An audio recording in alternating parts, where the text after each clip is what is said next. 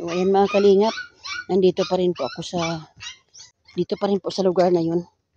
At meron pa rin po akong pupuntahan dito na isang tatay. Oh, ito po yung mga kalingap ko. Grabe ang dagat. Umaabot dito.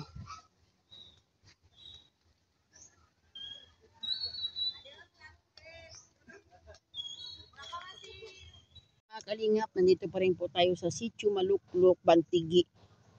Masbati, no? Masbati na kasi ito mga kalingap. So yan po yung kanilang kalagayan, no? Ito yung mga kalingap ko. Tabindagat.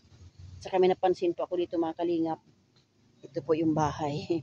Ito po yun, oh. Yan lang po yung nirekomenda sa atin mga kalingap, oh. Tara pa lang po yung bahay nila. Yan.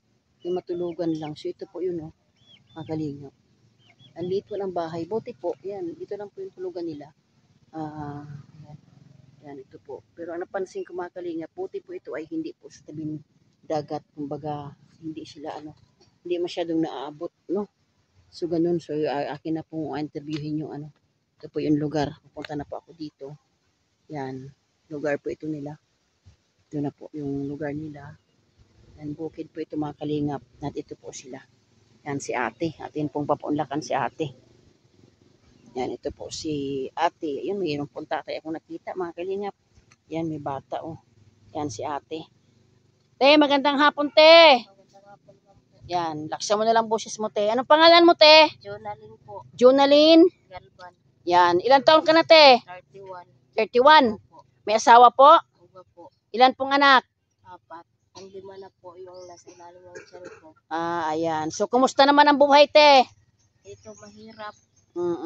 Anong trabaho po ni mister? Vulcanizing po. Vulcanizing boy. Opo. Ayan, bilang vulcanizing boy, ate, kumusta naman? Sapat ba naman ang kinikita?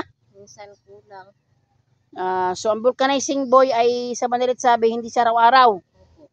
Ayun, kumbaga, so swerte na pagkaano. So, ikaw po, taong bahay ka lang po. Opo. Ilan na po nag-aaral yung anak, te? 3 po. 3. Opo. Ayan, buti, na lang, kumbaga malapit, di masyadong malayo, So, ayan, so ito yung susundan ng bunso. Ayan, so ako po ate, magpapakilala ate, no? Ako po ay nanggaling na kay Kapitan. Nagpaalam ko sa Kapitan nyo at ako po ay vlogger sa Team Kalingap, sa panguna ni Kuya Val, ni ate din ni Kalingap Rob. At nagpunta kay Kapitan, ako ay nagpaalam na mag-i-interview tayo sa mga atin po mga kabayan. So ngayon te, bilang ako po ay Kalingap Partners, no, sa panguna ni Kuya Val, ni ate ni Kalingap Rob, ano ba yung, hindi po ako nangangako, pero ano ba yung kahilingan mo? At ito yung mapapanood ng buong Pilipinas, mga supporter ni Kuya, kay Kuya Val. Ano ba yung kahilingan mo na malay mo, makayanan ng Team Kalingap? Ang balay po naman mapaayos. Bahay. Opo. Ayan. So, ibig sabihin ate, itong bahay, sariling lupa. Hindi po.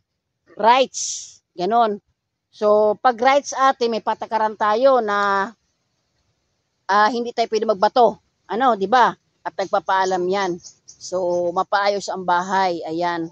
Oo. Ano lang muna, kung malay mo, no, mahipuin ng Lord na mapaayos ang bahay, life material, At kung sakali naman ate, mahipuin ang Diyos na may tumugon sa kahilingan nyo, kaya naman panday ng iyong asawa, marunong. Maganda. Pag ganun, sige lang, tiwala ka sa Diyos, no? At ito, may nakita din akong tatay, si tatay. Yan, si tatay, gwapong-gwapo si Lulo, Lulo! Anong pangalan mo, Lo? Anastasio Salvador. Ayan, ilang taon ka na, Lo?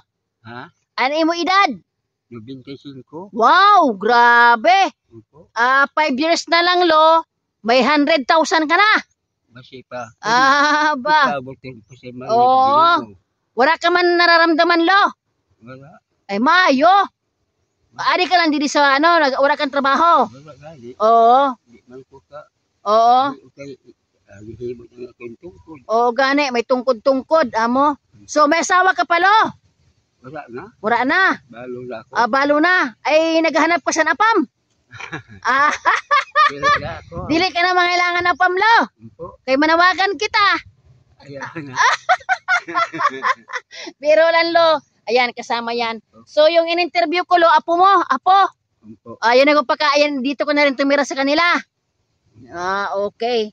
Yan. So, Te, pwede bang videoan kong bahay mo? Opo. Ayan, sige. Videoan natin. Tago ang dalag. Ayan, so ito po yung ano nila mga kalingap. Si ate po ay 4 ang anak, 5. Palima yung ano, yung ano. So ito po, simpleng buhay. Ayan, simpleng buhay, no? Ayan. Shout out manok. Pag nahuli ko tong manok, bro, dadalhin ko to. Ang babait pala. 3 eh. Ayan sila. So ito po yung kanilang lutuan. Yan, may kahilingan si ate mga kalingap na sana po. Yan, may dalagingging dito. Pasok na ako ning ha. Yan, ating videohan ng bahay. So simpleng bahay po mga kalingap. Alo, puro para tarapal. Oo, puro para tarapal ang bahay nila mga kalingap. Ayan, may saging pinapahinog. Ala, yun talaga, ay puro nga tarapal ang bahay. Ayan, ay ganda. Ay oo, puro tarapal mga kalingap. Yan, puro tarapal yan mga kalingap. Ay kawawa naman siya. Yan, may saging pa. Mga saging. Yan. Yan, napansin ko nga pala. Ito pala yung bahay nila, Puro tarapal lang pala sila mga kalingap. Yan, ito po yung kahilingan ni ate. Yan po, maliit po. Ito lang po yung tulugan nila, Maliit mga kalingap. Maliit. Andito si Lulo plus 4 na anak plus mag-asawa. Buntis pa. Ayan. Ang liit po mga kalingap. Ayan. So maliit. Sana po mahipuin ang Lord, no? Yan. So ito po, no? Sana mahipuin ang Panginoon. Kasi ito daw mga Kuya Val, atid na Kalingap Rab, ay rights. So sana po, no? Kahit daw po life material. Kasi, yan ay oo. Ang dami po nila. Si Lolo, si Kuya, si ate, plus 4, 7. So pag nanganak pa, di 8. Ay alanganin mga kalingap, alanganin po. So sana po, no, Kuya Val, ito po yung kahilingan ni, kahilingan po ng isang nanay po na ating pong interview na yun po, sana nga daw po ay mapaayos man ang kanilang bahay, kahit po plywood po mga kalingap, kasi talagang vulcanizing boy lang po si kuya. Wala po siyang kakayanan mga kalingap. So yun te, nabidyoan ko yung bahay mo te. Ayan, so ganito ang gagawin natin tino. Hindi ako nangangako tino. At ito ay ating upload sa aking channel. At kapag may hinipo ang Panginoon, malay mo may hipuin ang Lord na mabilhan kayo ng mawayero or plywood or ano. At si kuya naman ay maalam gumawa. Gano'n man ito kalayo, babalik kami. Ganun po yung ating pinakaproseso. So magtiwala ka lang sa Diyos, no? Kasi kami naman ate ay mga, kumbaga, instrumento din kami sang Ginoo na pumupunta sa ibang lugar para makatulong ng sa abot kaya namin. Ayan, so magtiwala ka lang sa Diyos. Ilang buwan ang tiyan mo po? 6. So 3 months pa. Malay mo na bago ka manganak, sana mahipuin ang Diyos, no? Bago ka manganak ay mapaganda. Kasi ang kailangan dito, nakita ko naman, no, na kahit siya ay plywood or yung anong tawag doon, yung isa, yung hardiplex, maganda siya tingnan, medyo kasi tingin ko masikip pa sa inyo, no? Masikip. Yun, masikip na. Sige lang, tiyaga lang. Mabuti naman at nakapunta kami rito, nalaman namin ang inyong kalagayan.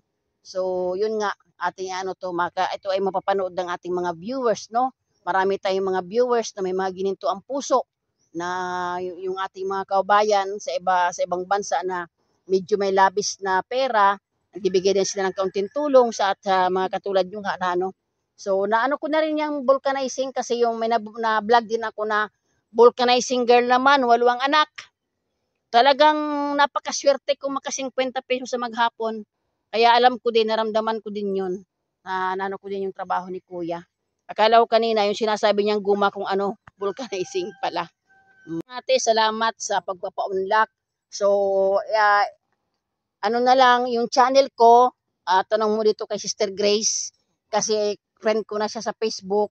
Pag na-upload ko to, sabihin ko sa kanya na ipakita sa inyo ang video, no? Yan, para Tapos, yan, yun kaya nga, ngayon, pag ko sa kanya, kasi pag upload ko nito, ay mapakita ko naman. So, ganito na lang gawin natin na atin munang i-upload. Kapag may ano kay ate, kasi yun ang ginagawa ko, te.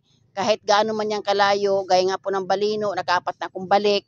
Kasi ang mga viewers naman natin, pagka talagang deserve na tulungan, andyan sila gumagabay. No? Lalo pat may tatay. Ayan si tatay. Tatay! Kami ay alis na. Opo. Pagbalik namin, may kasama na kami na apam. Opo. Natawa si tatay. Ayaw mo na mga sawa, tay. Opo. Ayan. Yan. Mahirap. Gulang na ako. Amo gani. Tay, ang kahilingan ng apo mo ay sikip daw ang bahay nyo. Yan, kahilingan niya na sana nga mahipuin ng Ginoo. Pero hayaan mo, tay, wala naman posible baga sa Ginoo tayo, no? Pagkalimbawa may hinipo ang Ginoo na may magbulig, mabalik kami dito tayo, no? Ayan, so si tatay masayahin. 95 years old, grabe. Nakakatuwa. Yan mga kalingap, na-interview ko po si ate, may 4 na anak pa 5. Ang trabaho po ng kanyang asawa ay vulcanizing boy. At may kasama po silang lulo, 95 years old. So, deserve naman talaga mga kalingap kasi yung bahay po ay, kung napansin niyo po, ang bahay nila po ay puro po tarapal, no? Planters, no? Na sabi nga ni ate, ang kahilingan niya po, Kuya Val, na kahit daw po mayroong plywood or hardiplex po, ano yung kanilang bahay. Kasi dahil nga po na sikip po, 7 po sila, ay aanak pa po, bali 8, sikip po. Yun po ang kanilang ano na, hindi naman po yung kanilang lupa. Kaya sabi nila kahit hardiplex daw po, okay lang po sa kanila. Ayan, so salamat mga kalingap. Salamat po kay Kuya Val, kay Atid na Kalingap Rob, dahil po kay Kuya Val, na tayo po ay nagkaroon dito ng Kalingap Partners po, no? Dito po sa Masbate Landing Pad. At salamat po Kuya, nagkaroon po tayo ng estudyante, no? Kauna-unahang estudyante po na beneficiary ng Team Kalingap, si Madeline Lupango. Nag-aaral na po siya ngayon, college po. Yan, teacher po. Yan, medyo napagod po ako mga kalingap kasi naglakad nga lang po at medyo tayo ay tabi-ching-ching ngayon. Pero salamat sa Diyos, no. Hinihiling ko lang po sa Panginoon na talagang kalakasan dahil araw-araw po tayo lumalakad. So salamat kay Maring Marieta Ocampo, kay Susana Bartolata Mix Vlog, salamat sa tulong kay si Erin DB. Sana po mahipuin ang Lord sa ating mga na-vlog dito, no, na mabalikan po natin, mabigyan silang abot kaya ng pagtulong. Salamat po mga kalingap. God bless po sa inyong lahat.